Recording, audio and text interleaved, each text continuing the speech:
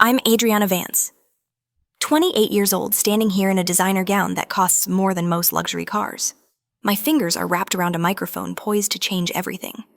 Just 6 months ago, my parents, Richard and Evelyn Vance, forced me to marry Mason. They called him a nobody who would humble me. "It's where you belong after what you did," my mother Evelyn hissed during my dress fitting, her eyes like chips of ice. What they never suspected was that Mason's bank account had more zeros than our entire family fortune. Tonight, as I take this mic at my parents' 35th anniversary gala, their meticulously crafted world is about to shatter. Before I dive into how I brought my family to their knees, tell me, where are you watching from? And hit that like and subscribe button if you've ever been underestimated by the very people who should have believed in you the most. The Golden Cage. My childhood as Adriana Vance. Growing up as Adriana Vance meant never questioning privilege. Our sprawling colonial mansion in Boston's Beacon Hill neighborhood stood as a monument to old money and new ambition. My father, Richard Vance, had transformed his grandfather's modest real estate agency into Vance Enterprises, a development empire spanning the East Coast. My mother, Evelyn, orchestrated our social ascension with the precision of a military general planning an invasion. From the Steinway grand piano that dominated our sunroom to the marble-floored foyer where generations of Boston elite had mingled during my parents' legendary Christmas parties. Every corner of our home screamed wealth and status. I learned to play Chopin by age 7, mastered proper table settings by 9, and could navigate complex social hierarchies before middle school. "Posture, Adriana," Mother would whisper, pressing a manicured finger between my shoulder blades during charity galas. The Vance women never slouch.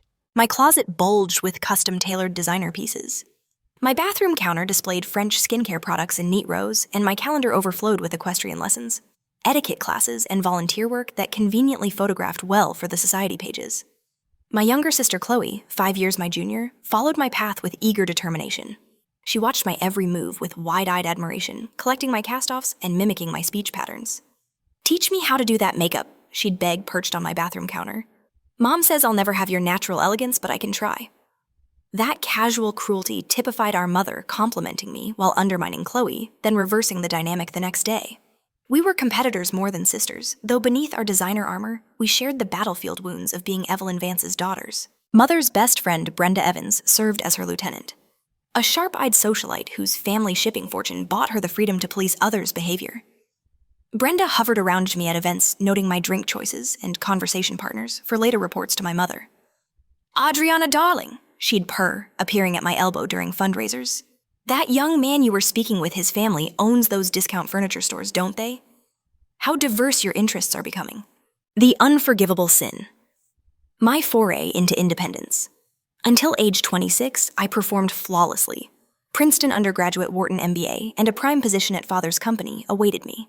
I had the right friends, dated acceptable men from good families, and maintained the precise weight that mother deemed elegant without crossing into penny concerning gem territory. Then I committed the unforgivable sin. I wanted something of my own. "A boutique," father had repeated, peering at my business plan over reading glasses. "Adriana, we're real estate developers, not shopkeepers." "It's high-end fashion curation, Dad. I've identified a market gap for emerging designers in Boston. The location on Newbury Street is perfect, and the financial projections..." "Fine," he interrupted, already returning to his newspaper. "I'll fund your little project. Consider it an expensive lesson in why you should stick to what you know." For 3 glorious months, Atelier Adriana thrived. The minimalist space, with its Italian lighting and carefully selected inventory, attracted fashion editors and influencers. My business partner, Sarah Jenkins, handled operations while I managed creative direction and client relationships. Then came the call from our accountant. "The accounts are empty, Miss Vance, and there are outstanding orders to vendors totaling nearly $300,000. Sarah had disappeared with our capital, leaving falsified records and devastated vendors in her wake. The investigation revealed she'd done this twice before, under different names. The Boston Globe ran the story on page 6, "Vance Harris duped in boutique scheme." Mother's society friends whispered behind designer fans at charity events. Father's business associates made sympathetic noises while exchanging knowing glances. My parents' reaction was swift and merciless. "Your irresponsibility has embarrassed this family," father thundered during a family dinner, his face a mottled red. "Did you perform even basic due diligence on this woman? Richard, your blood pressure," mother cautioned before turning ice-cold eyes to me. "Adriana, your father trusted you with family money. Your recklessness reflects poorly on our judgment." Within weeks, they reclaimed my apartment, which was technically owned by Vance Enterprises. canceled my credit cards, and relegated me to a guest room in the family mansion. My Mercedes disappeared from the garage, replaced by a 10-year-old Honda Civic that Mother called transportation appropriate for someone learning financial responsibility. Every family gathering became an opportunity to reference my failure. Every business success by distant cousins warranted pointed observations about people who understand their limitations. The Vance name had weathered scandals before Great Uncle Arthur's gambling problem. Father's messy divorce, but my business failure became uniquely unforgivable. 6 months of purgatory followed. I applied for positions at fashion houses and magazines, only to discover my family's influence closed doors as easily as it had once opened them. I existed in a limbo of shame, my designer wardrobe gathering dust, as I wore increasingly shabby, penny, appropriate age clothes selected by Mother. The worst part wasn't the material deprivation or social humiliation. It was watching my identity dissolve. The confident, educated woman with dreams became a cautionary tale, a punchline at country club lunches, the family disappointment trotted out as evidence that even Vance women could fall. The solution, an arranged marriage. The intervention happened on a Tuesday evening in April. I entered the formal living room to find Father in his leather chair, Mother perched beside him, and a stranger in an unremarkable gray suit standing by the fireplace. "Sit down, Adriana," Father instructed, his complexion alarmingly red. Mother immediately placed her hand on his, a theatrical gesture reminding everyone of his heart condition. "Your father and I have reached a decision regarding your future," Mother began, her voice carrying the false warmth she used when firing household staff. "This situation cannot continue. I've applied for 37 positions." I defended, tallying the rejections I'd received, many from companies with Vance connections. "And demonstrated your complete inability to function independently," Mother interrupted. "We've found a solution." Father cleared his throat. "Theodore Hayes has been our family's attorney for decades. His associate's son Mason is seeking a wife. He's willing to overlook your recent difficulties." The stranger stepped forward, and I realized with horror he wasn't some business associate. He was the solution. Mason. He introduced himself, extending a hand that I refused to take. He was of average height with plain features and medium brown hair in no particular style. His suit looked department store quality, his watch distinctly non-luxury. "This is absurd." I laughed, waiting for the joke to land. "I'm not marrying a stranger because of one business setback. This isn't a negotiation," Mother stated flatly. "You'll marry Mason, who has generously agreed to this arrangement despite your circumstances. In return, you'll receive a modest apartment and an entry-level position at your father's company." "And if I refuse this medieval arrangement?" Father's jaw tightened. "Then you'll leave this house with nothing but your personal belongings. No connections, no references, no financial support, your choice. Your father's heart can't take much more stress," Mother added, the implicit blame heavy in her tone. I fled the room, seeking refuge in Chloe's bedroom. My 23-year-old sister sat cross-legged on her bed, her expression confirming she already knew. "They've been planning this for weeks," she admitted, twisting her graduation ring nervously. "It's not about punishing you anymore, Adri. It's about controlling the narrative." "What does that mean?"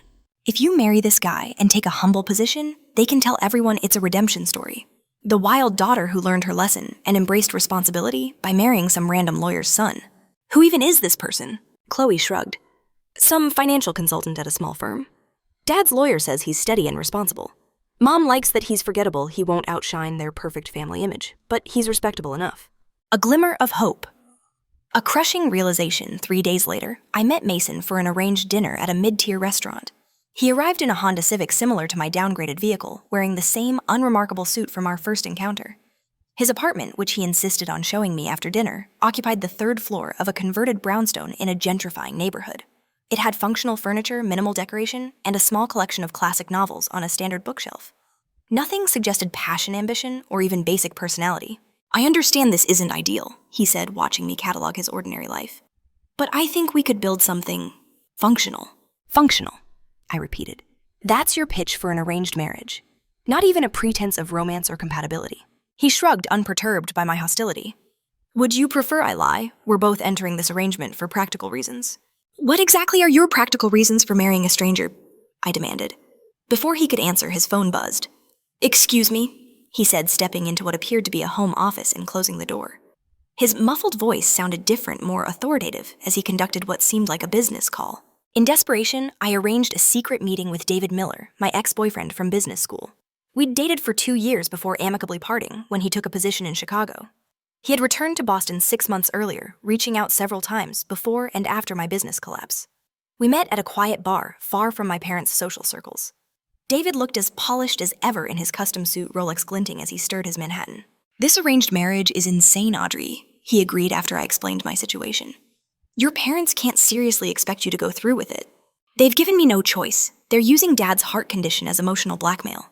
David hesitated, swirling his drink. "What if there was another option? If you had a different husband candidate? Someone your parents already approved of before all this happened?" My heart stuttered with sudden hope. "Would you do that for me?" His expression shifted, becoming oddly formal. "Look, I've always cared about you, Adriana, and the Vance connections would be valuable for my career trajectory. We were good together once.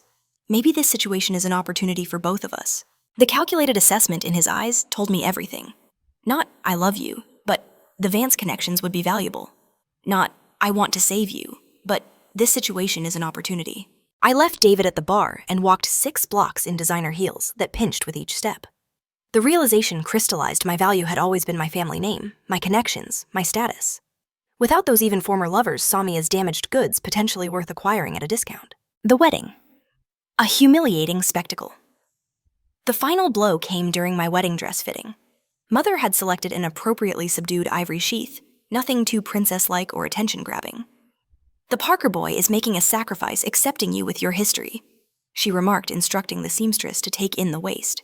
"This match is where you belong now. Be grateful anyone would take you."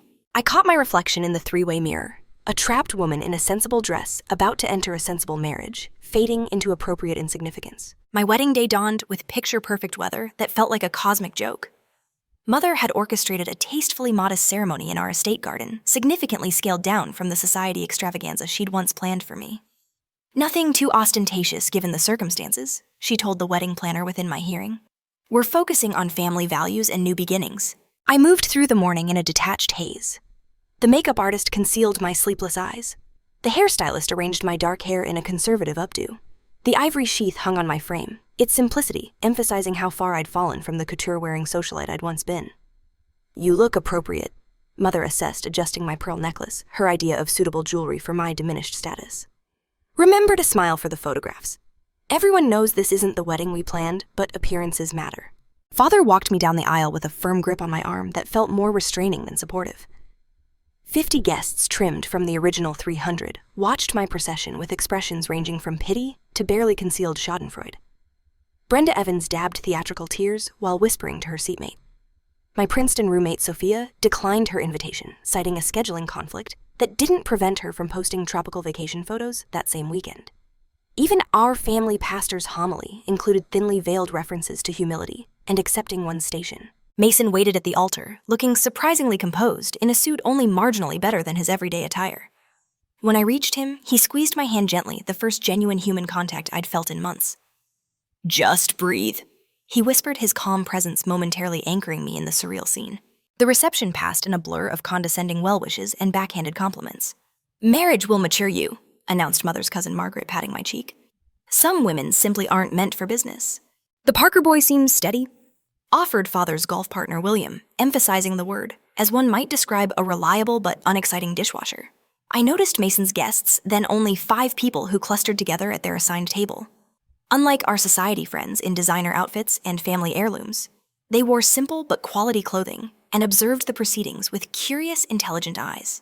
A striking woman in her 50s with silver-streaked black hair caught me watching and raised her champagne flute in a private toast that somehow felt more authentic than all the flowery speeches combined. Our wedding gifts reflected my new status. Practical kitchen appliances, modest home decor, and a conspicuous absence of the luxury items that had populated my sister's wedding registry 2 years earlier. Mother's centerpiece gift, presented with dramatic flourish, was a deed to a starter apartment in a developing area and employment contracts for positions at Vance Enterprises. "Entry-level positions suitable for your capabilities," Father explained, emphasizing my demotion. "Mason in financial services, you in administrative support." We departed in Mason's Honda rather than the vintage Rolls-Royce that had carried my cousin Charlotte at her wedding. No exotic honeymoon awaited us, just a weekend at a bed and breakfast in the Berkshires before Monday's return to our assigned roles in the Vance empire. A new reality, the humble life. The apartment our generous wedding gift occupied the 3rd floor of a converted factory building in a neighborhood undergoing gradual gentrification. 2 bedrooms, a functional kitchen, views of a brick wall, and furniture Mother had selected for its inoffensive blandness. The master bedroom featured twin beds that could be pushed together when you're ready, as Mother delicately phrased it.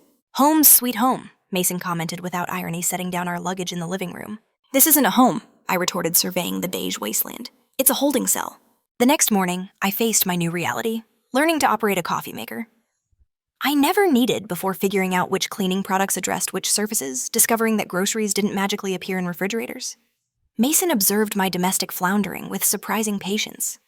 "I can show you how to make a basic meal plan and grocery list," he offered after finding me staring blankly into our empty refrigerator. "Why aren't you more upset about this?" I demanded, gesturing around our modest surroundings. "You've been forced to marry a stranger and live in this place."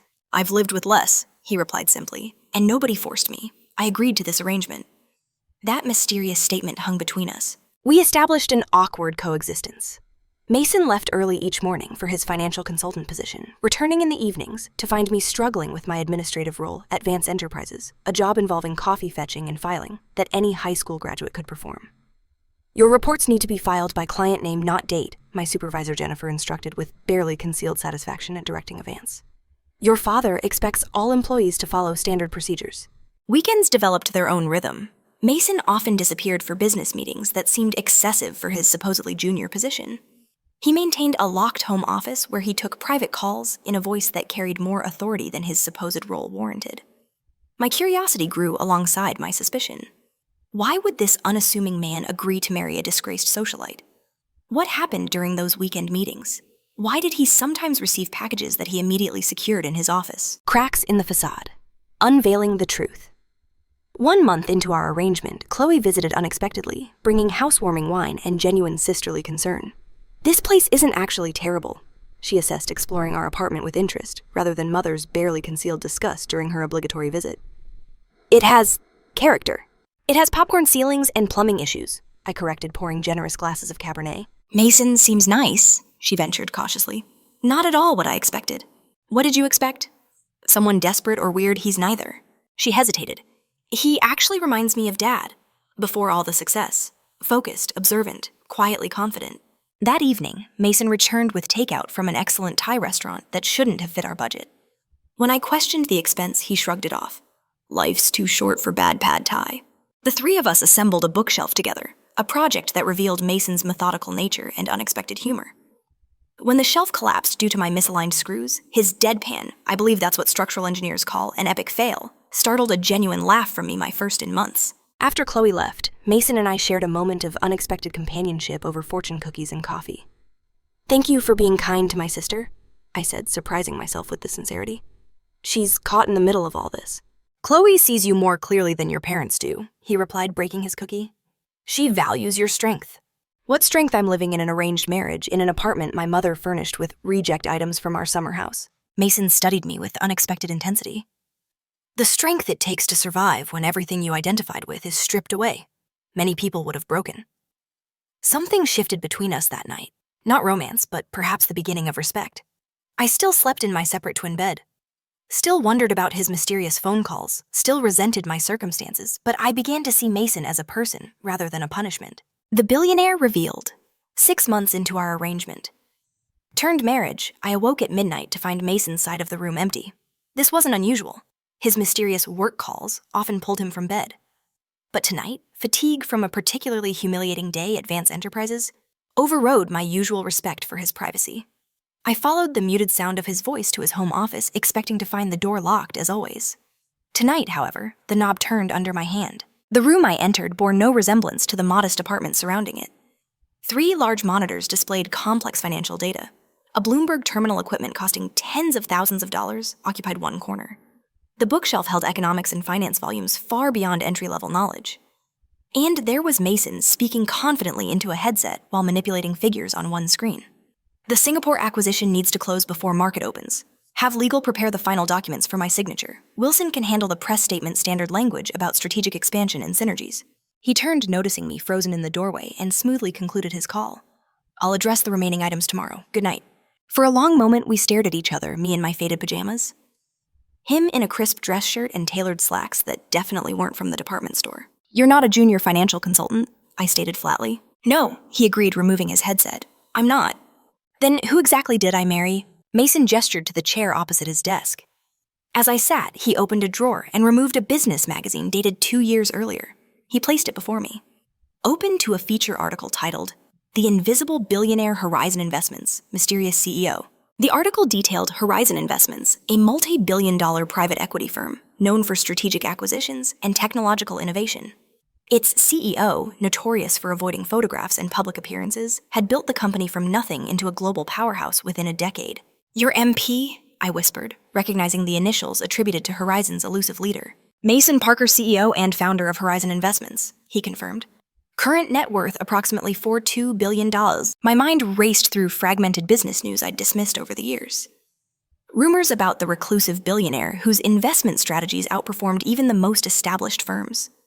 Speculation about his identity, theories about why someone so successful avoided publicity. Why the deception? Why agree to marry me? Why live like this when you could have... I gestured wildly at our surroundings. "I value privacy and authenticity," Mason explained, suddenly more animated than I'd ever seen him. "My background isn't privileged. I grew up in a working-class neighborhood in Chicago, put myself through state college, and built Horizon through insight and persistence." He paced the small office. "The wealthier I became, the more I saw how money changes how people interact with you. Everyone wants something access funding connection status. I decided to live modestly and keep my identity private, to maintain genuine relationships and perspective." "But why marry me? Was this some bizarre social experiment?" His expression sobered. "I knew your family through business channels. When Theodore approached me about this arrangement, I recognized an opportunity to assess the Vances firsthand before finalizing certain business decisions." Fury rose in my chest. "So I was corporate due diligence, a way to get inside information on my family's business." "Initially," he admitted. "But something else happened. I saw someone whose identity had been defined by external markers, family name, social position, material possessions. When those were stripped away, I witnessed your struggle to redefine yourself. It was compelling. My trauma was compelling. My humiliation was interesting case study material. Your resilience was inspiring," he corrected. "And I saw something your family couldn't, that your business failure wasn't due to incompetence. It was sabotage." That stopped me cold. "What are you talking about?" Mason tapped a few keys, bringing up documents on his center monitor. "Sarah Jenkins, 3 previous identities, all with similar schemes. Your mother's foundation made a substantial donation to a nonprofit connected to Sarah 2 weeks before she approached you about the partnership." "That's circumstantial," I protested, though my heart raced with terrible suspicion. "Perhaps, but this isn't." He displayed banking records showing transfers between accounts. "Your mother created the conditions for your failure, Adriana. She ensured you'd fall, then positioned herself and your father as the wise protectors picking up the pieces." The room seemed to tilt as 6 months of shame and self-recrimination collapsed under this new information. "Why would she do that?" "Control," Mason said simply. "Your boutique was succeeding. You were establishing independence, building your own network separate from Vance connections. For someone like your mother, who defines herself through controlling others, that threatened the entire family dynamic." I pressed my fingers against my temples, trying to process this betrayal. "And you've known this how long?" "I suspected before our arrangement. I confirmed it 3 months ago." "Why not tell me immediately?" Mason's expression softened with unexpected vulnerability. "Because you needed to find your own strength first. Because information without power to act on it just creates deeper wounds." "And now, what am I supposed to do with this knowledge?" "That," he said quietly, "depends on what you want. Revenge, reconciliation. Escape, something else entirely." The question hung between us the first time in my adult life someone had asked what I wanted, without presuming to already know the answer. "I want justice," I finally said. "And I want my life back. Not the shallow existence my parents defined, but something authentic, something mine." Mason nodded slowly. "I can help with that if you let me." "Why would you help me? What do you get out of this?" His gaze held mine steadily. "A partner. Someone who sees me for who I am rather than what I own. Someone who understands both worlds and chooses reality over illusion." "That sounds suspiciously like a real marriage," I observed. "Maybe it could be..." He suggested a hint of uncertainty in his voice that humanized the billionaire CEO more than anything else could have.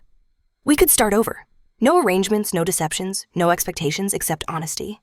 That night, we pushed the twin beds together for the first time, not for physical intimacy, but to lie facing each other in the darkness, dismantling our false personas, and offering genuine truths instead. Mason described growing up with a single mother who cleaned houses, scholarships that barely covered tuition.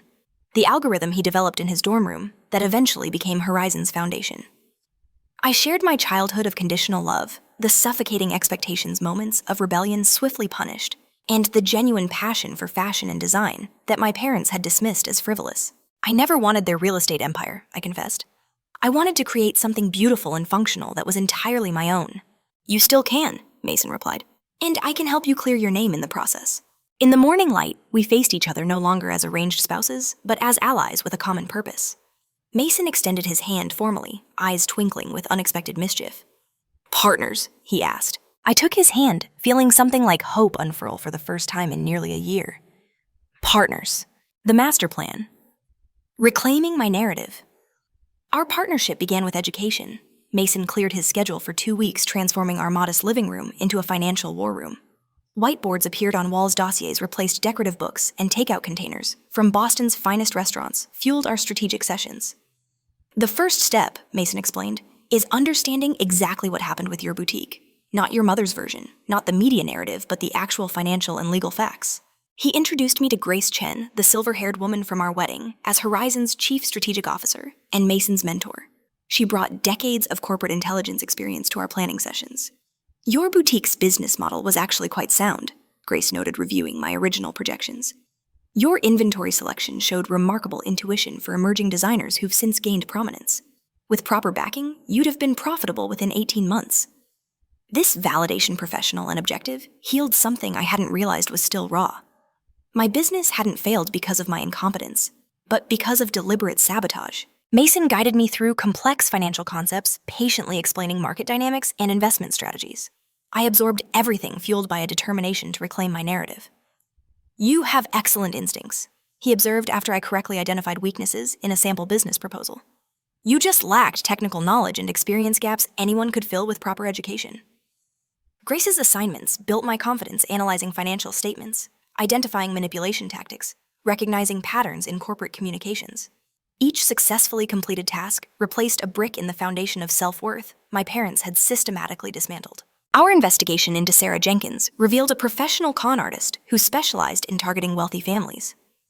Her previous identities, Rachel Carter, Renee Campbell, Rita Chambers, followed identical patterns. Established trust, secured investment in flimsy funds, disappeared.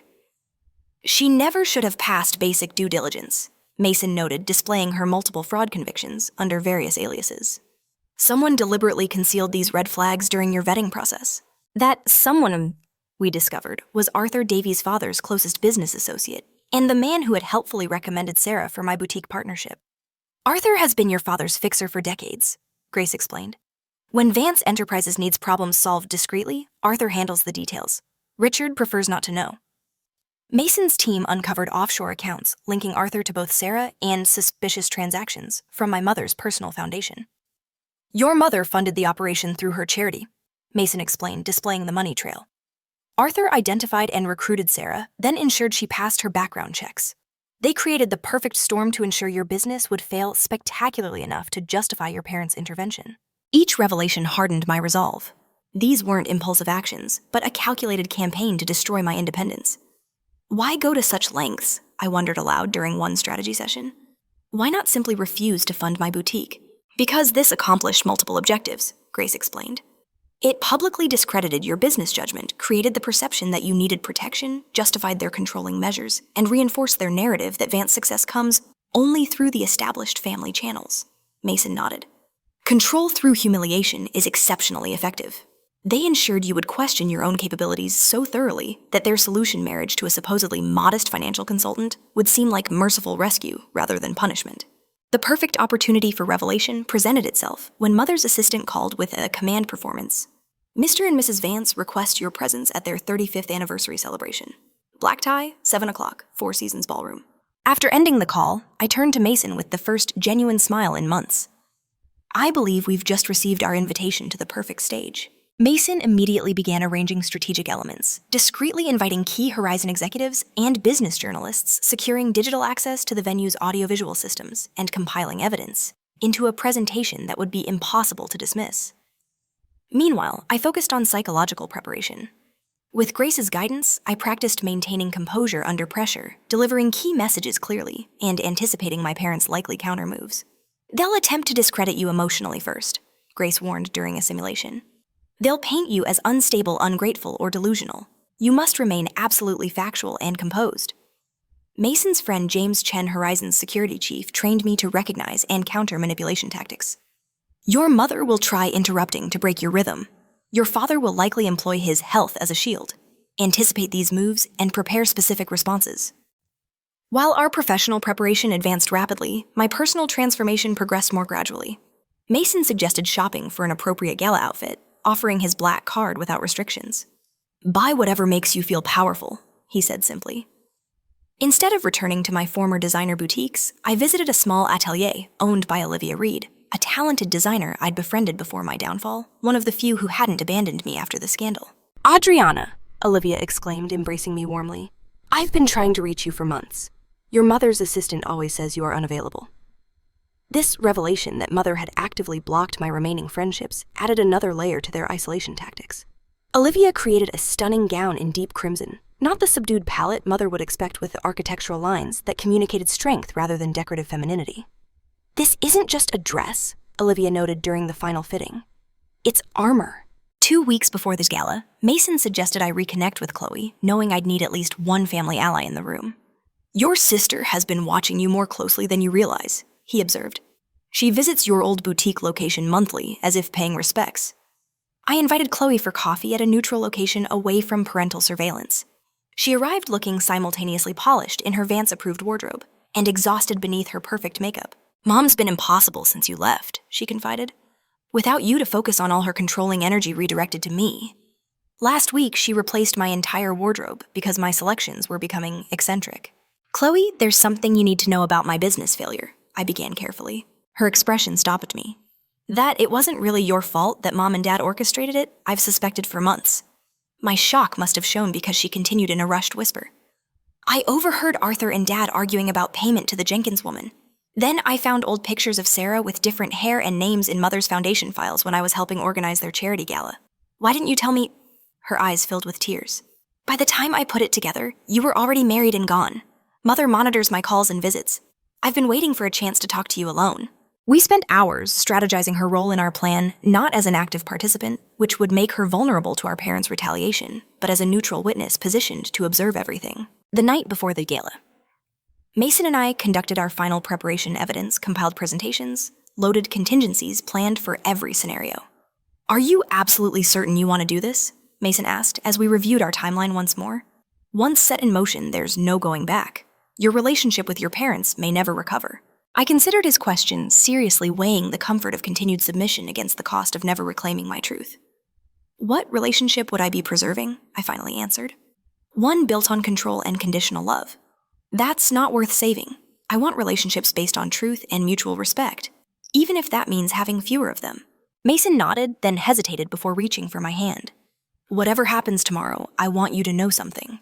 This arrangement began as a business decision, but somewhere along the way, it became the most meaningful partnership I've ever experienced. You've shown more courage and integrity than anyone I've known. In the quiet of our bedroom, with twin beds now permanently replaced by a king-sized mattress we'd selected together, I realized the ultimate irony. My parents' attempt to diminish me through an arranged marriage had instead connected me with the first person who truly saw and valued me beyond my family name or social position. Tomorrow, we take back my narrative, I whispered as we drifted towards sleep. And then we start writing a new story, one that belongs entirely to us. The gala. A shattered world. The Four Seasons ballroom transformed under Mother's exacting supervision into a monument to Vance's success and longevity.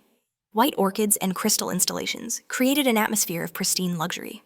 Photographs chronicling Richard and Evelyn's 35-year marriage, carefully curated to emphasize their social ascension, adorned illuminated displays. Mason and I arrived deliberately 15 minutes late in his previously concealed Bentley, ensuring maximum visibility as we entered. My crimson gown drew immediate attention among the sea of safe black dresses and conservative jewel tones. Mason, no longer hiding behind unremarkable suits, wore a perfectly tailored tuxedo that subtly communicated wealth and confidence. Mother spotted us immediately, her practiced smile faltering as she registered my unauthorized color choice and unexpected confidence. She approached with father in tow, his flushed complexion suggesting pre-event cocktails. Adriana Mason, she greeted coolly. How striking you look tonight. Congratulations on 35 years, Mason replied smoothly, presenting an envelope. We've made a donation to the Children's Hospital in your honor. Mother accepted the envelope, her eyebrows rising slightly at the amount visible through the windowed paper. How generous. Mason, your consulting must be going exceptionally well. You could say I've found my niche, he replied with deliberate understatement. Father assessed Mason with narrowed eyes, noticing the subtle details he'd previously overlooked. The hand-stitched tuxedo, the limited edition watch, the quiet confidence that couldn't be purchased or fabricated. Vance Enterprises must be paying junior staff better than I realized, he commented, fishing for information. Actually, Richard, Mason responded, using my father's first name for the first time. I've found alternative employment that better utilizes my capabilities. Before father could probe further, mother interjected, Do circulate, dears. So many people are eager to see how you're adapting. As they moved to greet other guests, Mason whispered, Your mother just activated the Society Brigade. Incoming judgment in 3, 2, 1, on cue. Brenda Evans materialized beside us, her diamond choker glittering like an expensive collar. Adriana, darling, how brave of you to wear such a bold color in your position. And Mason, you've acquired a more cosmopolitan appearance since the wedding. Learning to dress for success, actually, Brenda, I replied with practiced calm. Mason has been teaching me about authentic success versus mere appearance. It's been quite illuminating.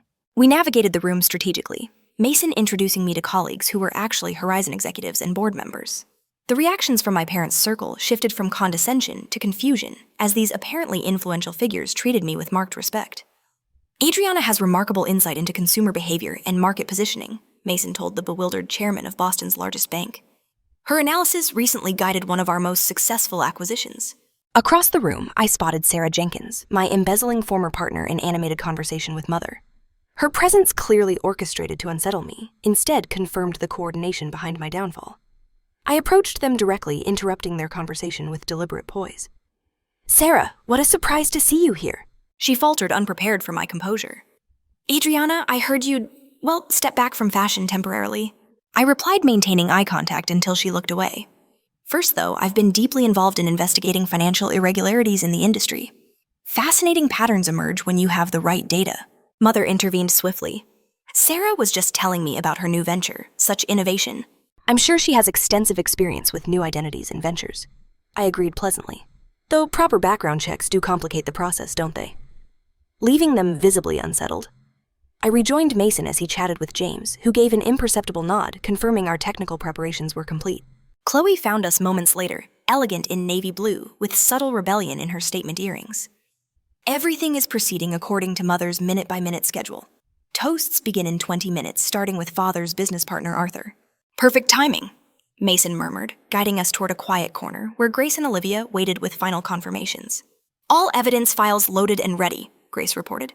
James has secured the audiovisual system and disabled any override capabilities. Olivia squeezed my hand. The fashion blogs already have photos of you arriving, comments trending positively on your comeback style. Whatever happens tonight, the visual narrative is already shifting. As scheduled, the orchestra's volume decreased as Father's associate Arthur tapped his crystal flute for attention. His toast, flowery and false, praised the Vance family values of integrity and excellence, while pointedly noting the challenges that strengthen family bonds. 3 additional speakers followed with similar platitudes, each speech reinforcing the carefully constructed Vance mythology. Mother beamed appropriately, Father accepted congratulations with practiced humility, and guests nodded at the familiar narrative of deserved success and exemplary character. Following the official program, Mother approached the microphone for her scripted moment of gratitude. Dressed in ice blue couture that had required 3 international fittings, she embodied calculated perfection. Raymond and I are deeply moved by your presence tonight, she began, voice modulated for maximum emotional effect. Family has always been our foundation, the core value that guided our marriage and business through 35 extraordinary years. She continued with practiced vulnerability. Like any family, we've weathered challenges. We've supported each other through difficulties. We've demonstrated that with proper guidance, even setbacks become opportunities for growth and realignment with core values. Her gaze found me in the crowd, her message unmistakable.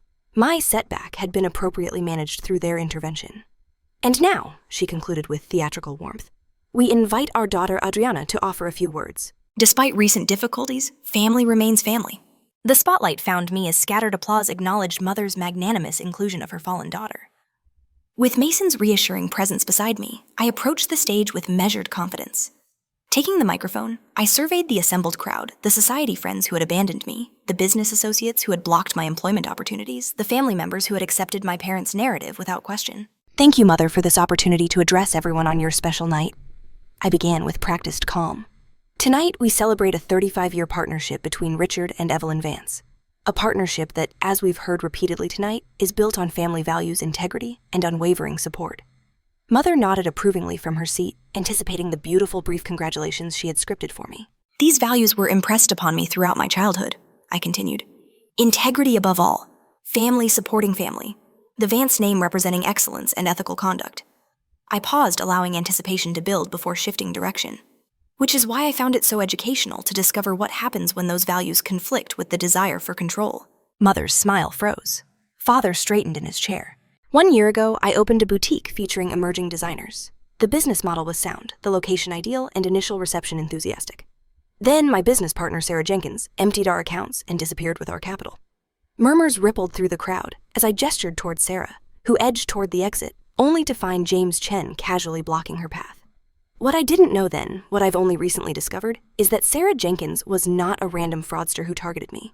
She was specifically recruited, vetted, and inserted into my business by individuals determined to ensure my venture would fail. The ballroom screens activated simultaneously, displaying banking records linking Mother's foundation to Sarah's offshore accounts. These financial transactions show payments from the Evelyn Vance Foundation to shell companies controlled by Sarah Jenkins. Payments made shortly before she approached me about partnership, and again immediately after she embezzled our funds.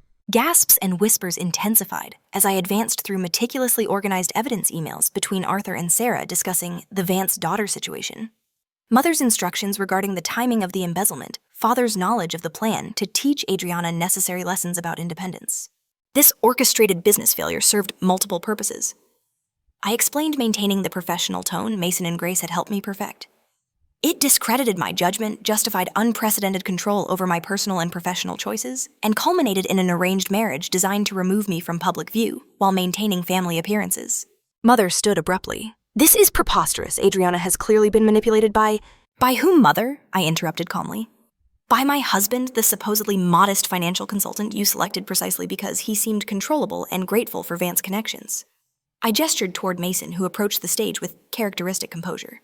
Allow me to properly introduce my husband. This is Mason Parker, founder and CEO of Horizon Investments. Current valuation $68 billion. Perhaps you've read about him, though he's famously private about his identity and prefers the substance of success over its trappings.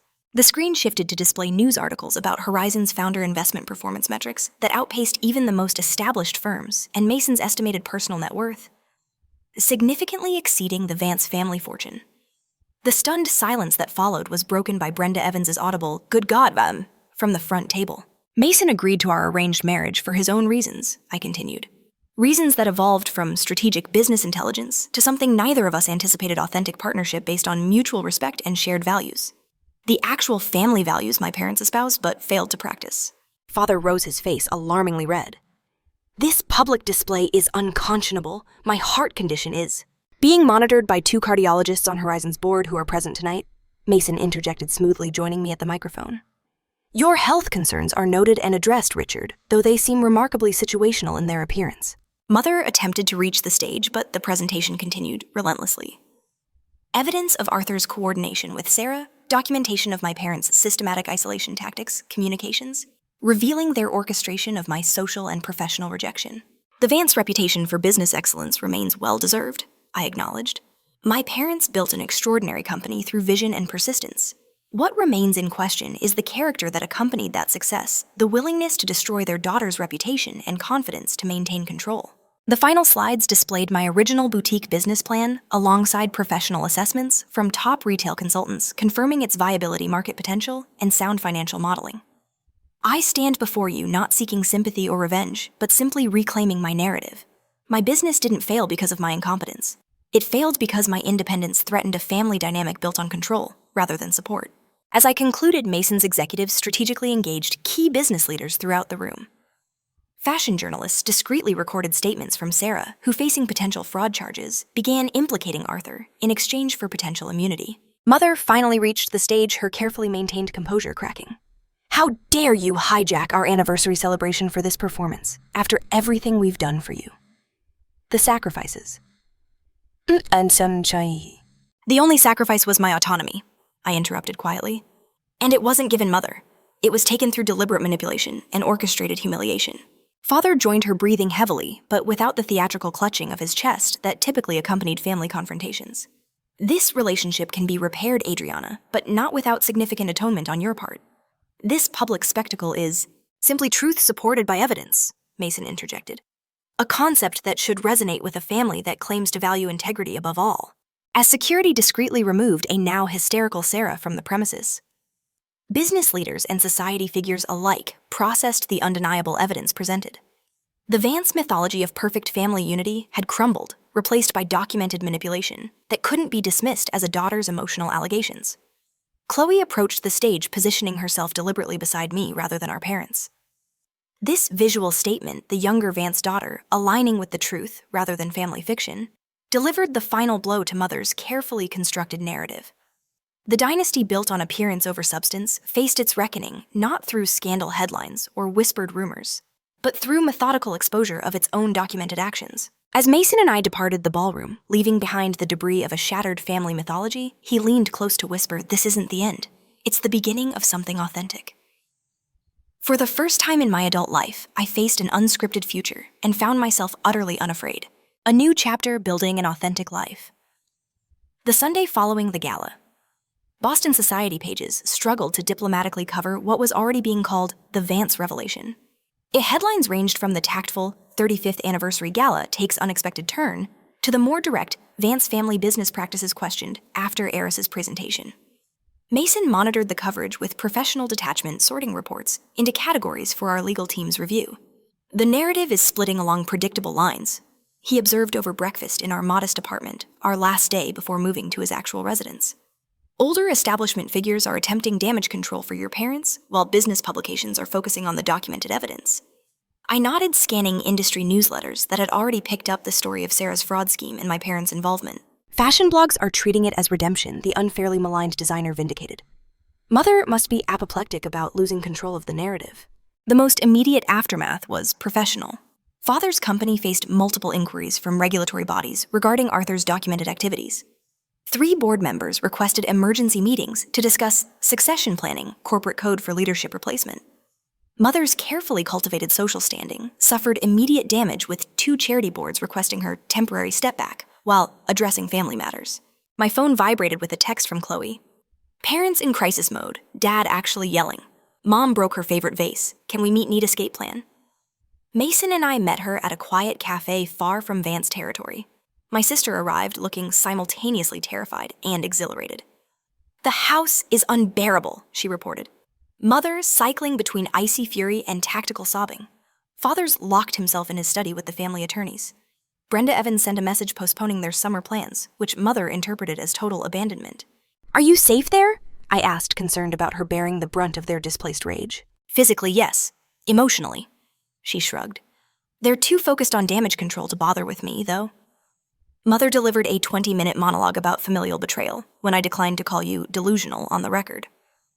By week's end, Mason had helped Chloe secure her own apartment and a position at a respected architectural firm, her actual passion, which our parents had dismissed as impractical, compared to the Vance real estate track they'd planned for her. Meanwhile, Mason and I transitioned to our authentic life together. His actual residence, a stunning penthouse overlooking Boston Harbor, reflected his true personality far more than the modest apartment he'd endured during our arrangement. "I've owned this place for 5 years, but rarely spent time here," he explained as we entered the spacious, light-filled space. Too empty with just me. It needed the right person to make it feel like home. The penthouse, like Mason himself, balanced understated luxury with genuine comfort. Custom bookshelves housed his actual collection philosophy, economics, architecture, and surprising vintage science fiction. The kitchen featured professional-grade equipment that revealed his hidden culinary skills. His office, no longer needing concealment, showcased the command center from which he directed his global investments. "You maintained the deception flawlessly." I noted, exploring rooms that revealed more about my husband in minutes than I'd learned in our first months together. "No wonder Horizon's competitors can't anticipate your moves. I've spent years perfecting professional privacy," he acknowledged. "What I never mastered was personal connection. Until you." Our personal evolution mirrored our changing external circumstances. The marriage that began as a business arrangement developed authentic dimensions neither of us had anticipated. Mutual respect evolved into genuine affection. Partnership deepened into trust, and shared goals created a foundation stronger than any society match could have provided. 3 weeks after this gala, my parents' attorney contacted us with a proposed reconciliation agreement, essentially a contract establishing conditions for family reunification, complete with mutual non-disclosure provisions, and scheduled appearances at key social events. "They're still attempting to control the narrative," Mason observed as we reviewed the document together. "Notice how it frames everything as misunderstandings rather than deliberate actions." I declined the agreement with a simple response: "Reconciliation begins with accountability, not contractual appearances. I remain open to honest conversation when they're ready for authenticity over image." My professional rehabilitation proceeded more positively.